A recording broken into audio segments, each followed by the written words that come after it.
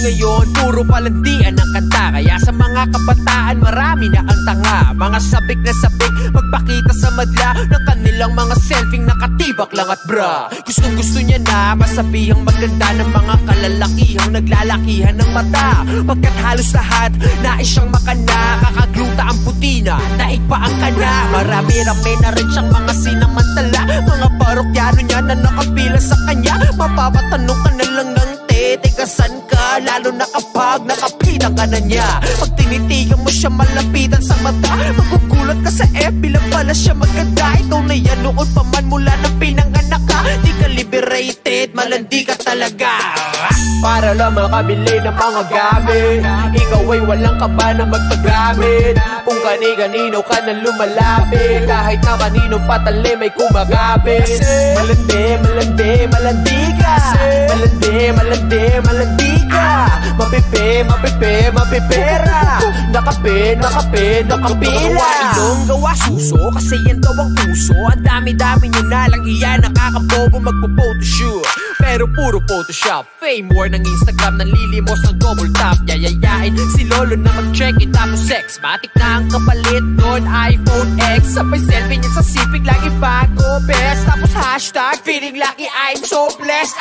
Ano ba yan, di mo ba sila kaya? Nalo ba yan, di ka ba nagsasawang uparante? Sariling sikap, di ba kayang umabante? Kapag may bago gusto laging sumabay, wala kang ang trabaho, sobra mong pang-arte. Naka-hubis na selfie sa hotel na mag-isa, habang yung sponky niya nasa kubeta lang palawa.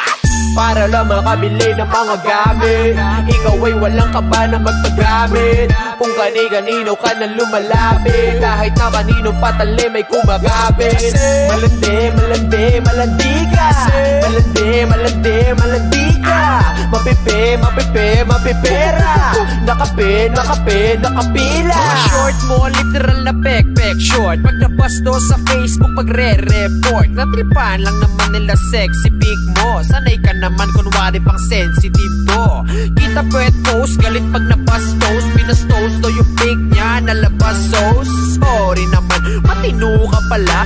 Mali yung tanong, matino ka pa ba? Kung tinamaan ka, ibig sabihin ganto ka. Malalaman ko yan kapag sa akin nagtampo ka. Ano man ang narinig mo, di ka dapat masaktan. Lalo na kung alam mo namang di ka naman ganyan. Di ako yung tipong rapper, nasabik sa uso. Puro tungkol doon ng kanta para sa uso. Sa pulang nasa gitna, pati ang nasa deadly. Kung tinamaan ka, pasensya ka na bestie.